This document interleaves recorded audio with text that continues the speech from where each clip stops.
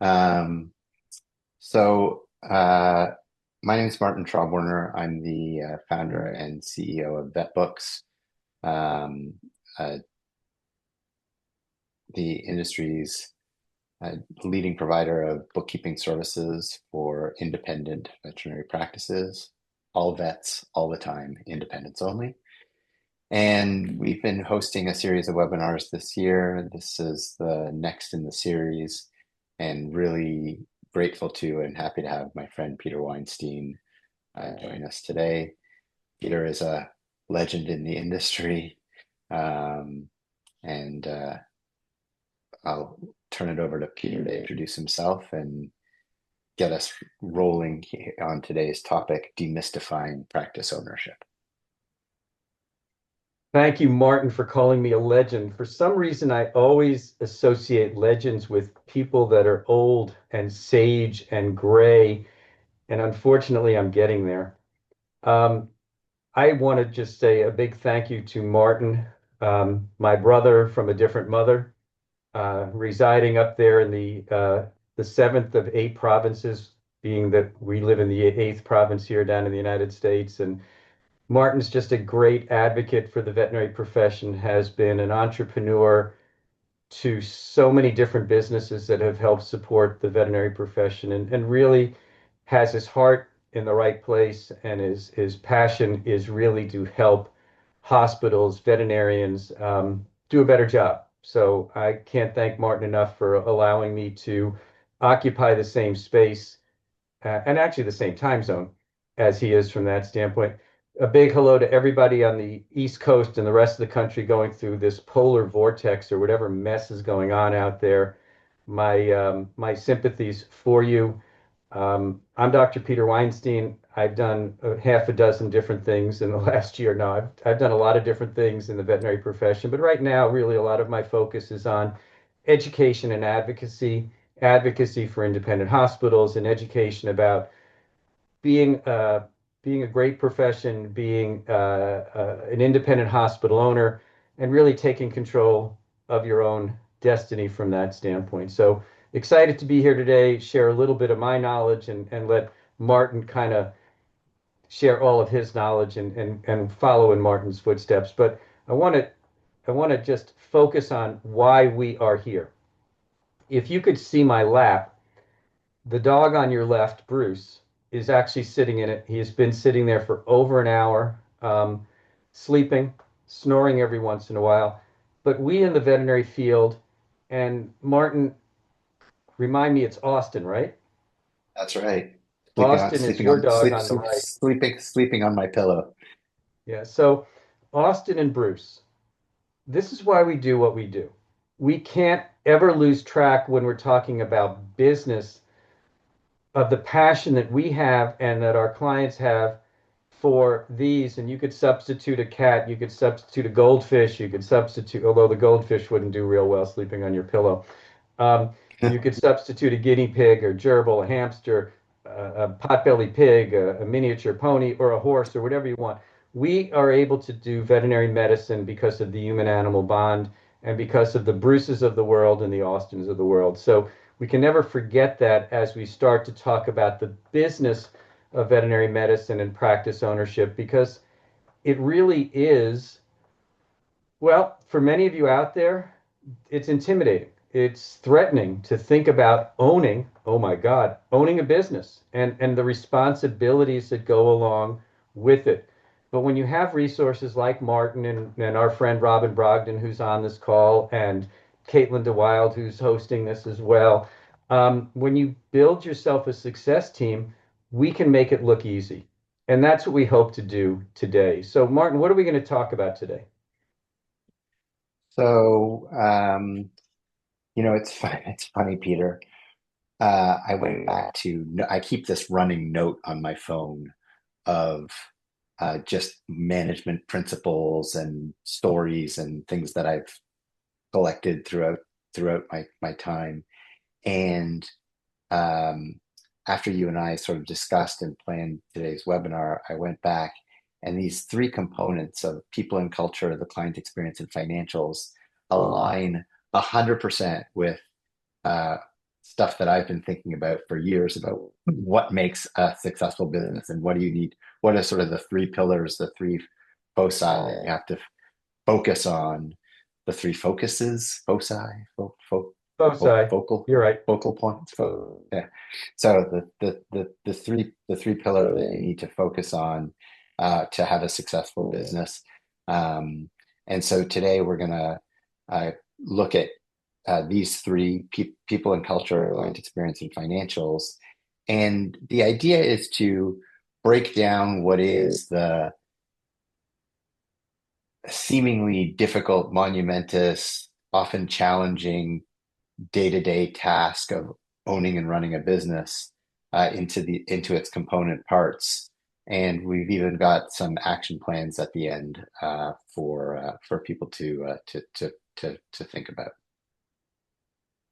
So I had the great honor and fortune to write and co-author a book with the king of entrepreneurship, Michael Gerber.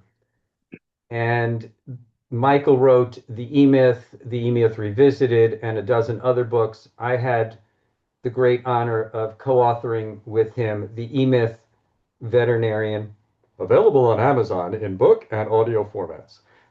So for those of you who are And looking, it is a great book, by the way. It is a great book. well, thank you, Martin. The check's in the mail. Anyhow, and this quote is really what I want you to use foundationally as we go through the conversation. All great entrepreneurs are systems thinkers. All who wish to become great entrepreneurs need to learn how to become a systems thinker, to develop their innate passion for seeing things whole. And that's what entrepreneurship is all about. It's all about organizing your thoughts and ultimately building a business that supports other people, supports yourself, supports the community from that standpoint. And the three areas that we want to focus on today will touch on those systems from that standpoint. And so, as Martin noted in the introduction of objectives, these three areas can readily be systematized, among others. And when done, Martin, how often have you heard the term Venn diagram in a talk since you left eighth grade? Oh, I mean, uh, well, I hear it a lot because I think about the overlap and integration of different concepts. But yeah, I'm a big Venn diagram fan. So, for those of you who are getting PTSD from your elementary school education and mid-school education on Venn diagrams, here's one. Hopefully, you don't have too much of a problem with it. But our ultimate goal is to bring these three foci together and show you how that sweet spot is ultimately your place for success. I'm all about leadership. To me, veterinary medicine does have a leadership shortage. We really could do and need to focus more on identifying leaders, but leadership is the foundation. So I'm going to do all the right brain stuff today, and Martin's going to do all the left brain stuff because I get to be warm and fuzzy. But leadership is the foundation. It's the concrete upon which your business is built. So developing those leadership skills and then building the other pillars to support the operational side of things. The vision. The vision of your practice is really what you see and are aspiring your practice to become. It's what you look for in giving the story to your team and giving the story to your community of why you do what you do. And the why is then defined in your mission. Your mission is the reason that you do everything. It's the reason you get up in New Hampshire when there's 8 inches of snow on the ground and drive to work or drive out to the barn and pull a calf or whatever you're doing. It's the motivation for everything we do. It's commonly called a purpose, although they really are a little bit different. But with this vision in mind of what your business will look like, it's this dream. The dream on paper becomes the vision. The mission, the purpose on paper becomes the mission. And then we add a value system to it. And the behaviors that we will have in life, but more importantly, the behaviors that we will have in our businesses, those three pillars, as well as the standards of care, which is how we're going to practice veterinary medicine, support the operational side of things. If there's a weakness in leadership, it's like living in a fault line. You never know when the things are going to shake up the business. We need to have a strong, concrete foundation of leadership. And then we build these pillars of a vision and a mission and core values and our standards of care to support the culture. And I would suggest that the culture right now in a veterinary hospital, more than anything else, is truly what defines the ultimate success. And so all of these things, which are really soft skills, and most veterinarians are not really good at that, are what will ultimately be the foundation for your people. And your people are really what drives your business. Veterinary medicine is a people business, whether it is your staff or your team or your clients, who, by the way, are part of your team. We are a people business, and we can't forget that. All of these things ultimately support your operational excellence. So this little drawing that I created is really to help you visualize what your building can look like.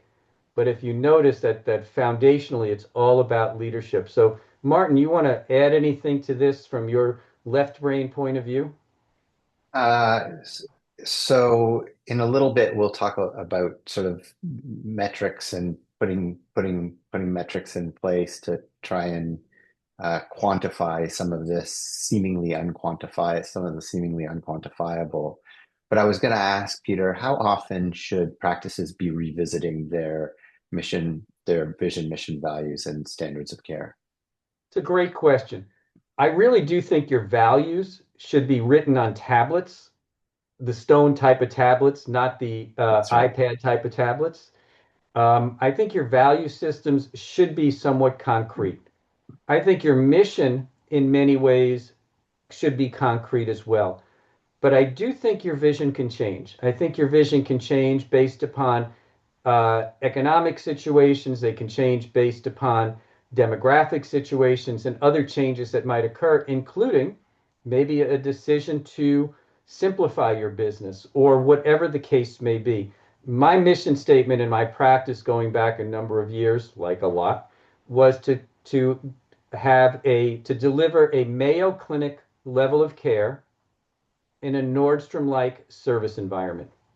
And so everything we did in the vision was then dropped down into the mission. So we hired people, we built a practice that was comfortable, we built a practice that allowed for collaborative care, and then we had a value system that really was pretty concrete, that had terms like compassion and education and respect, etc. I think values are in concrete. They should really deeply embedded into the leadership. I think the mission should be right there as well. I think your standards probably will change a little bit over time as medicine changes and we have new equipment and supplies. And I think your vision could be malleable, but I think every time you get together with your team, you should revisit your vision, mission, and values and standards so that they remember why they are there and what you're trying to accomplish. Because without that vision, you have no strategy, and without no strategy, you have no tactics. And so all of this trickles down to what Martin's going to talk about in a little bit, because your strategy is to get and accomplish your vision, mission, and values, and the tactics help you accomplish your strategy. Yeah, Peter, um, what I love about these sessions that we've been doing is there's an element of being quite selfish on my part because I'm sitting here taking this all in, thinking and learning, and for years I've done an annual retreat with my team. We shut the business down for a couple of days, and the whole team goes. And um, when our teams have been a bit smaller, we've rented out a big Airbnb And when my teams are bigger, we've done it at a local resort hotel, and and we're getting ready for our next retreat in a couple of months here early in the new year. And it's been a while since I've revisited the vision, mission, and values with the team. And like I'm totally going to do that. That's okay. Like it seems it's so easy to forget that you need to touch base with these core elements of the business. So Martin, can I encourage you to do something? Yeah. Stop calling it a retreat, which means you're going backwards, and calling it an advance. That's pretty clever. Yeah, that's Why do good. we have retreats, which means we're backing away from things? When you're losing a battle, you retreat. When you Yeah, want to win a that's really battle, you clever. advance. Yeah, that's really clever.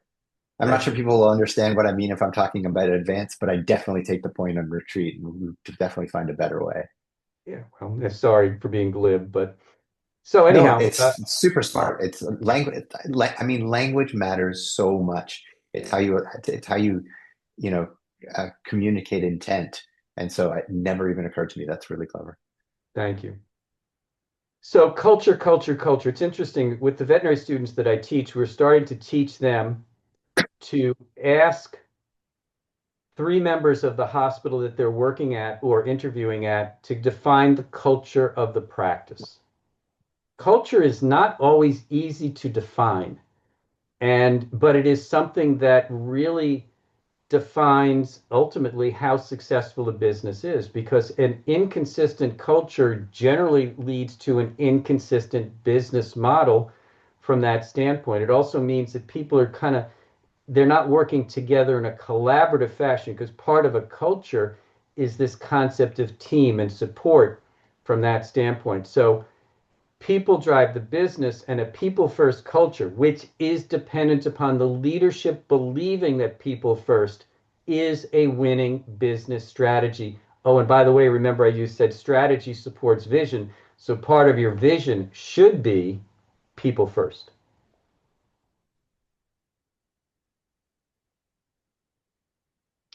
Ready to move? Good move. Nice selection. Okay, so people and culture. Now, remember I mentioned that part of your people are your clients. So assumption number one, let me go through the four assumptions that I now have. It used to be three assumptions, and I can't find a four-toed sloth. So I now have a three-toed sloth with four assumptions. Number one, veterinary medicine is a people business. Number two, veterinary medicine is a service industry, not a healthcare industry. Number three, we need a team to deliver our dreams. And number four, all of the above are dependent upon leadership. The people part that we sometimes forget are clients. Clients are who allow us as veterinarians to deliver the care. And whatever the client experience may be, whether it's Ritz Carlton or Motel 6, whether you're paying by the hour or by the week, it all is going to meet the needs of your clients. And we spend a lot of time trying to make everybody happy.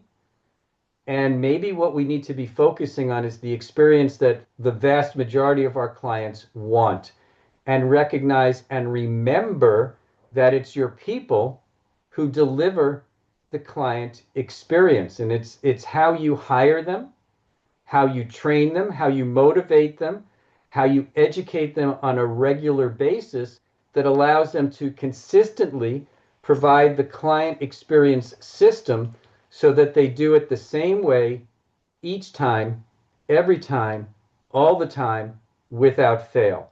The client experience should be consistent from person to person. It should be consistent from day to day. It should be consistent no matter who walks through the door, no matter what they're driving or how they look.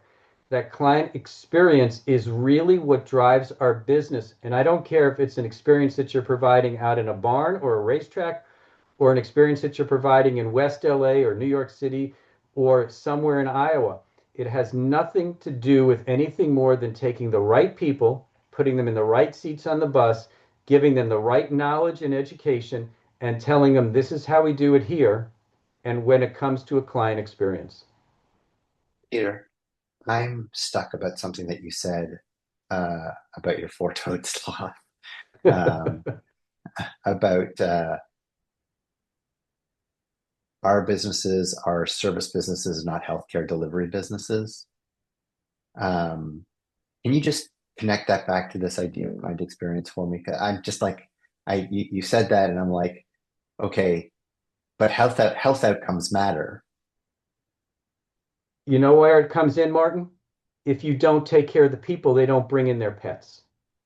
So the client experience, and there's enough surveys out there that basically show a dissatisfaction is one of the major drivers as to why people don't bring their pets in because they're not getting the experience. And by the way, as we look at the next generation of pet owners, which are mostly millennials and Gen Zs, they look for an experience. We call that Starbucks. We call that Uber. We Yeah, call that Airbnb.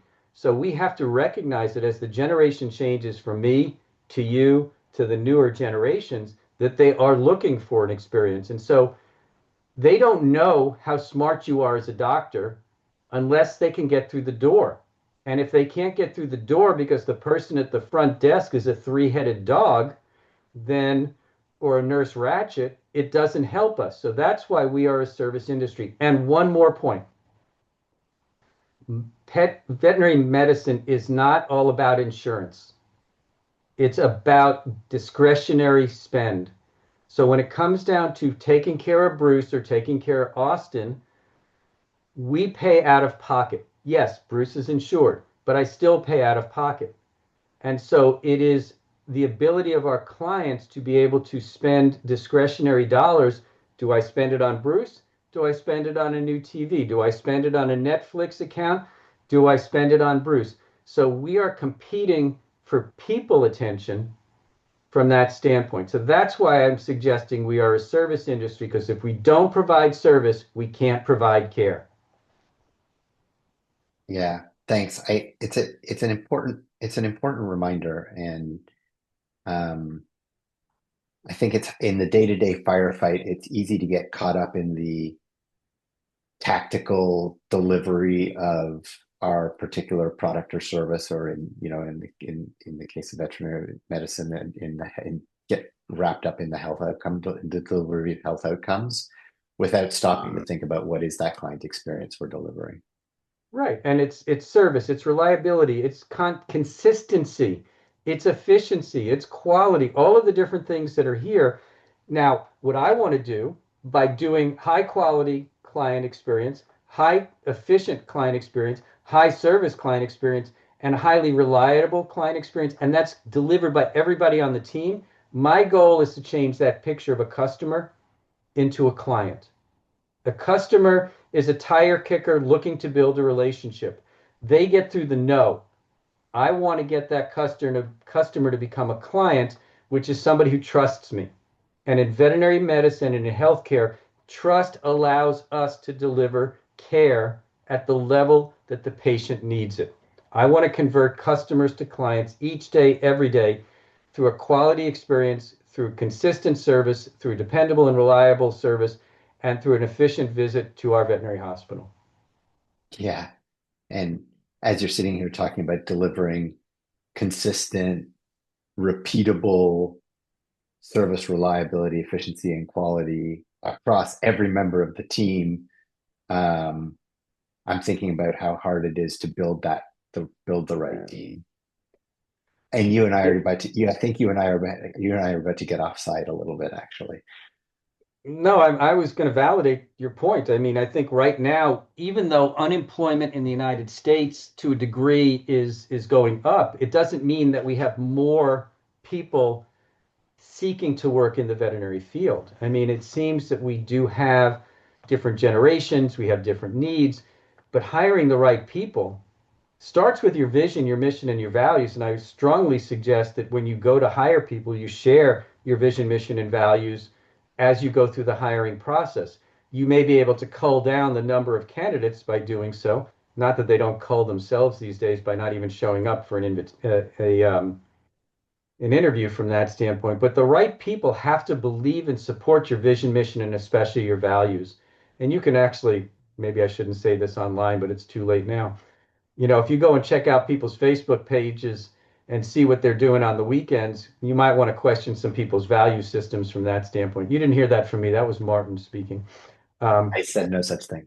but Peter, we put out a job offer. It was accepted, and the candidate didn't show up. The new employee didn't show up on their first day. I'm sorry, I should have been there. No, I'm kidding. No, I mean, it's a different generation. It's a different world. It doesn't mean it's a wrong world. It's just a different world. But the right people with the right onboarding, right orientation, and the right training, which by the way doesn't stop at some false 90-day probationary period. Training goes from womb to tomb. From the time they're entering your practice to the time they leave your practice, we can never stop teaching and educating from that standpoint. And honestly, if you got the right people and you keep them, then you will have a much more successful business. And when you go from instead of keeping people, veterinarians are hoarders, Martin. I don't know if you ever noticed that, but veterinarians are hoarders. And one of the things we hoard are people. We got to learn that when you don't have the right people, it's sometimes not a bad idea to give them a letter of recommendation and send them to a practice down the road that you don't like. Oh, Um, see, here I thought you and I might get offside because I'm like a really big fan of, you know, getting like people change, the business changes, and sometimes you find yourself with uh, people who are no longer right for the business or the business is no longer right for them. And having that really difficult conversation and sort of ripping the band-aid off, um, the rest of the team ends up breathing an absolute huge sigh of relief. And this is one of those topics that is sort of hard to talk about. And yet I think as a business owner, um, mission critical, like Absolutely. And changing the team when needed. two other cliche terms: hire slow, fire fast, Yeah, and always be hiring. Because somebody's going to come in tomorrow and give you 2 weeks notice that actually ends up being 2 minutes. yeah. So build your team, retain your team, treat your team with the respect, recognition, give them the responsibilities to grow, and don't let them go if they're good. And the inverse, do let them go if they're no longer good. Correct. Yeah, Absolutely. Somebody will yeah. hire them. Cool. And so with this team built, you've got to convince them and educate them that the client isn't the enemy. Since the pandemic, during the pandemic especially, we built up this animosity to the people who support our practices. Not to say that they weren't a little bit guilty of some things themselves, but we built up a certain level of animosity during the pandemic. Clients aren't your enemy. And if you've got a front desk or if you're a leader who talks badly about your clients, you have a team that will talk badly about your clients. No client is worse than no client. Think about that for a minute. You build your practice on clients and relationships. Yes. Are there difficult clients? Absolutely. Yes. Should we be firing clients? Yes, absolutely. But should we be doing everything we can to give clients the best experience that they can and that they want? Yes. And maybe it isn't a fit for your practice. I understand that. But we need to give clients the benefit of the doubt when it comes down to it. Yeah. And let's do a little bit more algebra here. So we did a Venn diagram earlier. Here's a very simple algebraic equation. This is the common sense approach to taking care of your people. Staff retention equals client retention. Doctors, if they're doctors on the call listening or watching, your clients aren't coming in to see you. They're coming in to see Crystal at the front desk, Patty in the back, Stephanie in the exam rooms. They're coming in because of the team that you have built and the trust that you have shown in them. And the more you keep that team, the more clients will keep coming back. It's that five-letter word, trust, because people look at you and they say, if you've kept this team, you trust them and they will keep coming in. Staff retention equals client retention. One of the variables and data points that maybe Martin will talk about later is really a staff retention percentage. What percentage of your staff is with you on a regular basis? Or what's the average length of time that a staff member has been with you? All of these will ultimately increase and impact your profitability. Yeah, and so you've given us reference to this HBR, the Harvard Business Review article. There's also the Loyalty Effect book as well that you referenced too, right, Peter? Yeah, I mean, whatever resources can convince you that you got to hire correctly and keep them. Once you've got them in your prison cell, don't let them out. You're the warden. Maybe that was a bad metaphor. Sorry. Uh, and lastly, some metrics to reinforce the uh, to reinforce the staff retention equals client retention. This is from Gallup. Um, this is the net the net effect between top 25% organizations and bottom 25% organizations. Um, uh, you've got 10% improvement in customer loyalty, 18% in productivity from a sales perspective. Um, well-being, net thriving employees, 70% improvement. So this is like when you uh, when you attract, retain, engage, and include your teammates properly, you end up with a remarkably improved uh, financial outcome. And also, and I say that I find this at mistakes, so I'm saying this almost every webinar that we do. It is wildly more fun to work in a profitable business than a non-profitable business. And so, uh, sorry, Peter, go ahead. All I was going to say is the fifth number from the left is 70% improvement in well-being. We continually Yeah, talk about mental health, but staff retention is exquisitely impactful in well-being, mental health within the businesses as well. So we got just a couple of quick thoughts as we get towards the end of the right brain discussion. So do you know your value proposition? What makes you different? What do you stand for? And what is the value that you're giving to your clients? Is it your time? Is it your experience? Is it the client experience? What's the value proposition? What makes you different? I live in Orange County, California. If I drop a pin and I go a 10-mile radius around my house, we can even do a 5-mile radius, I can probably find 50 veterinarians. What makes me different? What's my value proposition? And this has got to be driven by your staff, as is the vision for your client experience. Between you as the owner and the vision you have for your practice, which should have a client experience component to it, can you and your team create a system to deliver this vision for your client experience so that no matter who is in which seat in the practice, that anybody knows what the vision is and everybody knows how to do it because you have the processes, the systems, processes, and checklists to deliver it on a consistent basis. Now, you may be wondering, what about the future? What about AI? Is this the receptionist of the future? Are we going to have chatbots taking over the front desk at veterinary hospitals?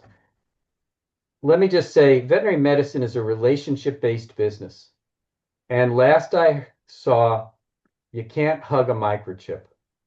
When you put to sleep a client's pets, hugging a robot is not exactly as warm and fuzzy as hugging a doctor or hugging a staff member. I do think we will be integrating more and more technology in the future, but we can't ever give up high touch for high tech. We cannot give up high touch for high tech. That's my bottom line. And I'm going to stop, mic drop there, and ask Martin one question. This is yeah. my segue to you, Martin. With all of the warm fuzzies that I just talked about, how do I know if it's working? Math, my friend, math. You can do math. Oh, Remember I that got to school? get my abacus out. Yeah, that's right. Actually, Peter, thank you. Before we jump into measurements, I'm just left struck by you know, I've heard you talk frequently about uh, people and culture and client experience, and you make it sound really easy. Just write a vision, you say, or lay out your vision, connect your mission, outline your values, define your standards of care. Uh, we're trying to demystify this for veterinary practice owners, and in some ways that could might feel like a daunting task. Is there help? Is there how like where how do you start? Good question. Um, two couple of things. Number one, Wanji. So What? Martin, you probably don't know what Wanji is, I but really have Wanji, no idea what Wanji is. well, it's a Japanese rock group. No, Wanji is work on, not just in your business. So all of Oh, you who are here today, carve out time, schedule time to take yourself off the clinic floor and put yourself into a quiet room, a Zen room if you want to, on a mountaintop, a beachfront, a lakefront, whatever it is, and think about your business. Schedule time away from the clinic to work on your business, not just in it. Because if you don't take the time to do it, you won't do it. you know what I haven't done? I'm sorry to interrupt, Peter. I want to hear the next after Wanji. You know what I haven't done in years, but you're just reminding me. There have been a number of times in my career where I've taken a day and gone to the local public library and taken up a desk there in the quiet of the library and just laid out my business and laid out my business plan and just wrote all day. Wrote questions about my business, just random thoughts and answers about my business, just in a totally different outside quiet environment. You're just reminding me that I haven't done that in a long time. I'm going to try that again. Yeah, when you started that, I thought the thing you hadn't done in a long time was some LSD, but that's a whole different discussion. Um, Dude, well, sometimes you need to have a little bit of juice to get the vision going from that standpoint. The introducing other a thing, new form of veterinary medicine. microdosing. I'm all about microdosing. Too Um, hilarious. God, I can't wonder who's listening to this call. So the other thing is to surround yourself with a success team, which are people who will ask you these difficult questions and keep asking, ask yourself the question why 6 times. And ultimately you'll get down to the molecular level. And that's really what we're trying to do is we're trying to get down to the molecular level of what we want it to look like, how we're going to get there. And whether you surround yourself with an accountant, whether you surround yourself with an attorney, a coach, a therapist, um, a consultant, whatever the case may be, sometimes it helps to have somebody who asks you questions and take notes, record everything. Some of the best ideas I have are in the shower, which is unfortunate because I don't have a notepad in the shower or driving, but just keep throwing things against the wall. Take and put an entire whiteboard there, take pictures, and just start building a dream. And then have people there to help you accomplish that dream. You Yeah, need to build your success team. that's super helpful. Okay, I want to push forward. Our plan is to try and end a little bit short of the hour. I want to push forward and remind people, hopefully remind people, and this isn't an introduction.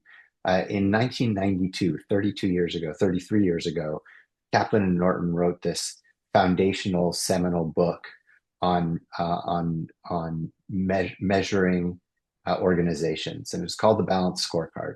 And their argument was that it's not enough to just look at the financial outcomes to have metrics for just the financial outcomes of a business, but that you actually also needed to be able to measure the customer perspective, the internal business perspective, which is the how you execute and deliver on the um, the client, how you deliver on the client experience, and also the learning and growth perspective.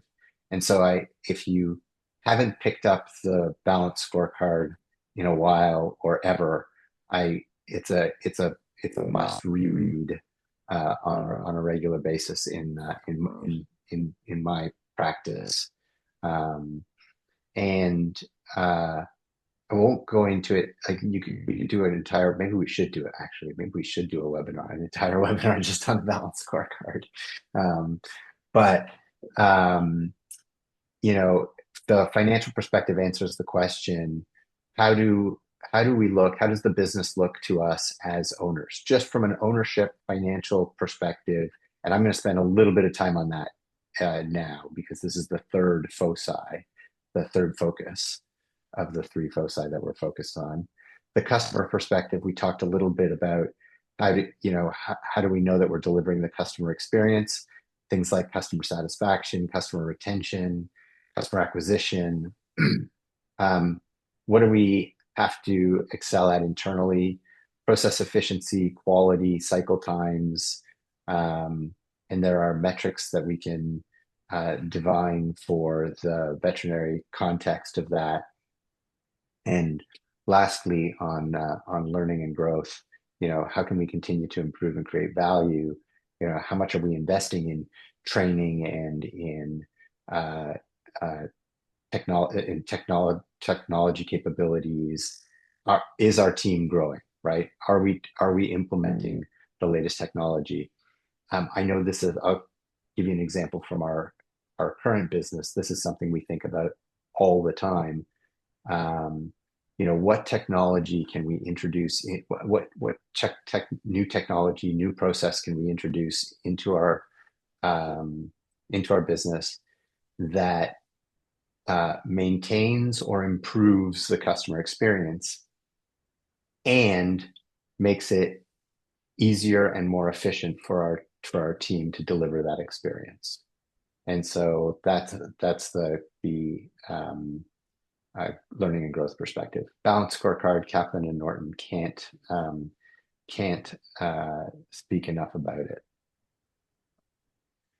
Because the adage from Peter Drucker, which never gets old, if you can't measure it, you can't manage it.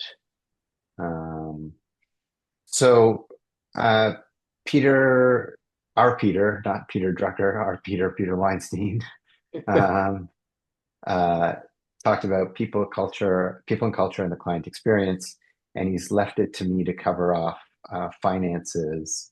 Um, so again, demystifying and putting some systems thinking around veterinary practice, you've got the financial perspective, the people and culture perspective, and the client experience perspective. On the finance side, there are just some absolute bare bones basics that you need to have some skill at. And those are your financial reporting. So you need to understand how to read a profit and loss statement of P&L, the balance sheet, statement of cash flow, and you need to have some. And I want to touch on benchmarks versus KPIs in just a moment. So Martin, before you go Yeah. further, data, we look at lab work all the time of our Yes. patients. Yeah. Would it be fair to suggest that the financial basics that you talk about, the P&L, balance sheet, cash flow, and then the various benchmarks and KPIs, would be the lab work of our businesses that would indicate the health of our businesses and whether we are dying of kidney failure or embezzlement, or whether we're dying of heart failure, bad culture, etc. I mean, if we look at lab work, let's say we've got a diabetic, we need to monitor that glucose on a regular basis. How often should practices, well-managed practices, be looking at these basic financial statements to get a feeling for the quote unquote health of their practice? At an absolute bare minimum once a month. At a bare minimum once a month. Okay. And in fact, it's funny you should use that language because I often talk to our clients and prospective clients about how uh, DVMs are diagnosticians, and uh, frankly, your financial metrics are the diagnostics are the diagnostics for the health of your business. And I'll take it one step further. Imagine how catastrophic it would be to learn that if suddenly it came out that IDEX's diagnostics labs results were off by 3 to 5% across the board, uh, and we had been making health decisions about our patient care delivery based on that erroneous data. The same holds true in the financial context. Unless you've got super dialed in, super relatable, and you have high degree of confidence that the numbers you're looking at are right, it makes this job almost impossible. It makes the diagnosing of the finances almost impossible. You might not like the numbers. That's a different problem. But knowing that the numbers are right is mission critical, which is why, at the risk of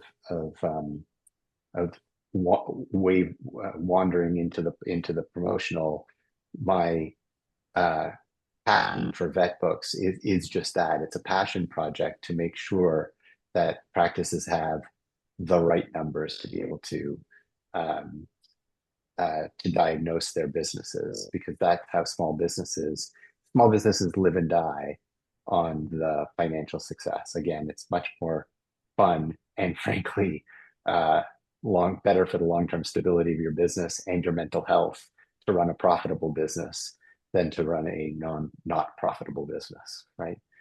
Um, and so one of the ways that we ensure that detail, that accuracy, and the capability to do diagnostics is the VMG AHA chart of accounts. And if your practice is not on the VMG AHA chart of accounts, you're missing an opportunity to understand the granularity of your business.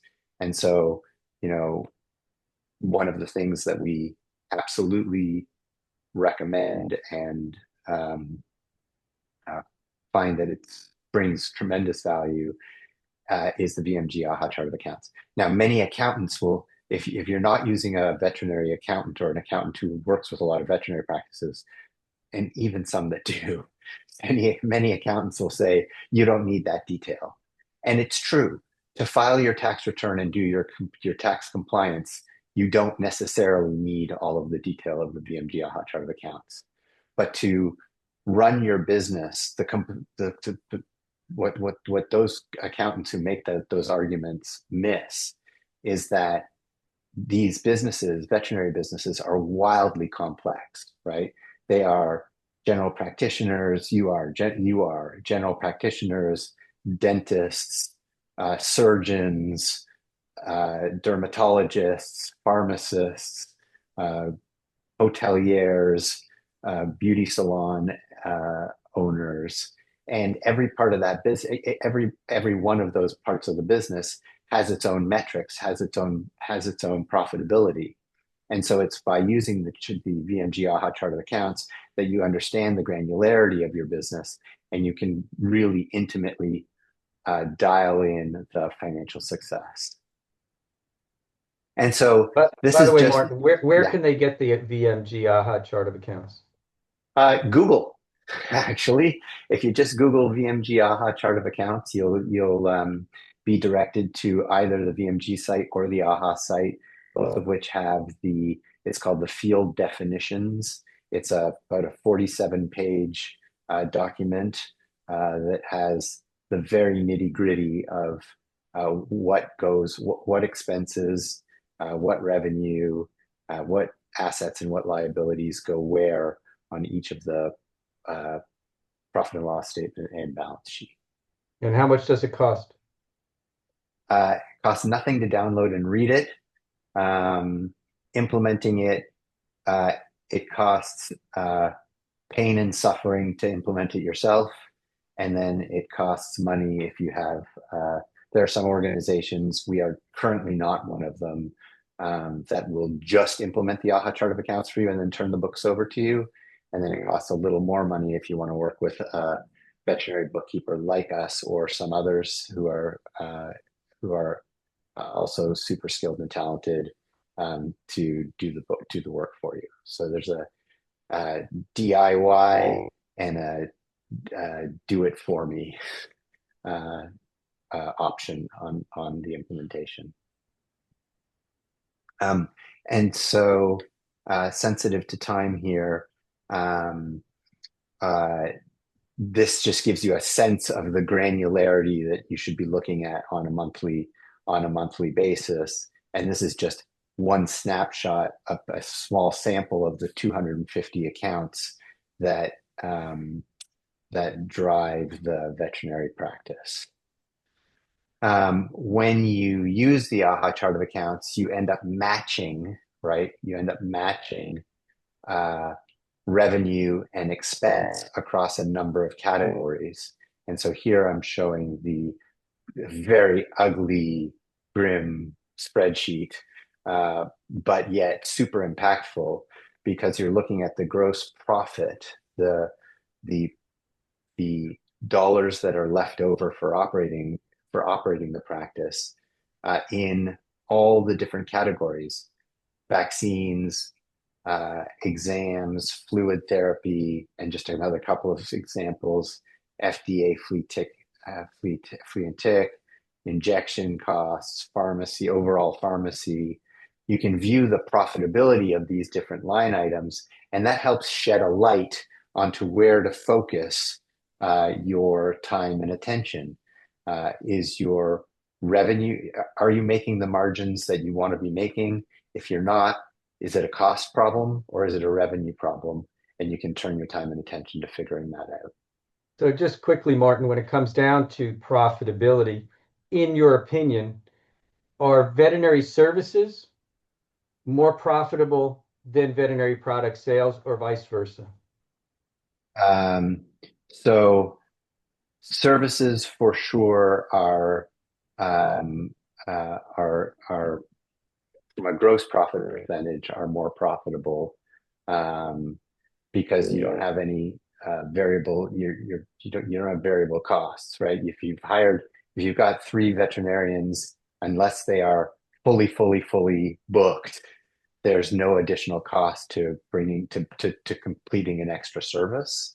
Um, Whereas if you're selling product, you're subject to the whims of product pricing, product availability, and the cost of carrying that product on the shelf and making sure you have enough of that product and all the other possible products that you could be selling, and that adds cost, which competes that that adds cost that competes with the profit uh, imperative. Um, I have done many webinars. You'll find them on the VetBooks site about the the five buckets, but essentially, um, you can look at your veterinary practice where 100% of the revenue gets split into five buckets: variable cost or COGS, DVM labor, other labor, OPEX, and profit. And this is just um, the 20% is a guideline, right? And so this is where I want to make the distinction between benchmarks and KPIs, right? Um, I am ironically um, a really big fan of just benchmarking against yourself, which is why I say make it a make these key performance indicators. Don't look over your shoulder and try and compete with other people. Learn from other people, learn what they're doing to get to make their numbers. But essentially the allocation of revenue is a zero sum game. So this is an a true picture of one of our friends' practices where COGS is at a pretty competitive 22%. OPEX is really well in hand at 18%. But labor is up at 55%, and that's put a pressure on profit. Um, and they're actually not trying to get profit to 20%. They'd be happy to get it to 10 to 12% because that's enough for them. It meets their needs. It means they can be generous with their staff. And so they've got a little bit of work to do. But the moral of the story is this is a this is a game that has rules to it, and the rules are not that complex. And you start to manipulate the decisions you make on a daily basis to get an outcome for your practice. And you're either happy with the outcome or unhappy with the outcome. And that, demystifying the finances, that's pretty much the demystification. That's pretty much the demystification of how that works. Um, the last slide that I'll focus on here is that your financial controls, having good, tight, solid financials in your business, are the headwaters, the starting point for maximizing financial conversations across your business. So if you really understand your margins, you can have better conversations with your suppliers, make better practice management decisions, um, and uh, uh, and engage operational consultants if need be. Um, you're going to have better conversations with your bankers, better conversations with insurance. Your tax planning and compliance is going to be more effective. Wealth and estate planning, you should be using your business to grow your own personal wealth. And you can only do that if you really understand the financials of your business. And so there are a lot of secondary benefits to putting in place really tight financial controls and understanding the finances of your business. Okay, Peter. All right. 10:57, and we're getting to an action plan, which will So here's your checklist. Here's the demystification, your checklist. Number one, vision. Create one. Take that dream that's in the back of your head somewhere. Martin is sitting in the library after his little LSD microdosing, whatever it is that you create from the vision standpoint, add the mission to it. If you have an existing practice, your mission is very well can be defined with the help of your team. Same thing for core values. If you have an existing practice, get some input on your core values from your team. And then ultimately, the doctors, technicians, and management will define your standards of care. Foundation, leadership, vision, mission, values, standards of care. Very simple.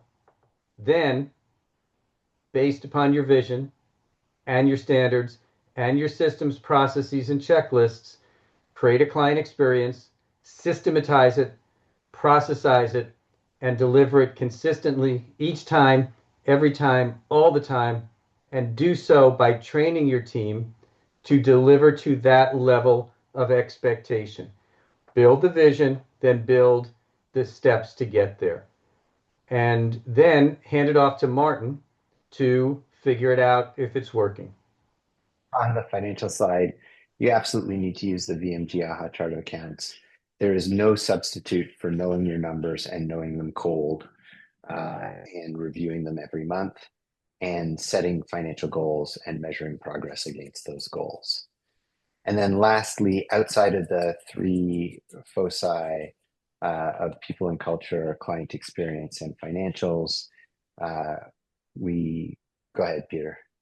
No, no, I was scratching my nose. Oh, all right, sorry. Uh, the importance of building a personal board of directors, surrounding yourself with advisors who you trust to give you the straight goods, um, is super important and super valuable. Those can and should be both from inside the industry and from outside the industry. Getting outside perspectives can be super helpful. And please, please, please don't forget to celebrate your success. It's so easy to get hung up on, either having a bad day or not being where you want to be, or being, demanding, uh, hard on yourself because you haven't met a particular objective. Business ownership is super hard, but it's also super rewarding and super fun. and you need to just remember to celebrate those successes. Hey, Martin, Hey, yeah, Peter. let's celebrate our success. Here's a high five. Woohoo!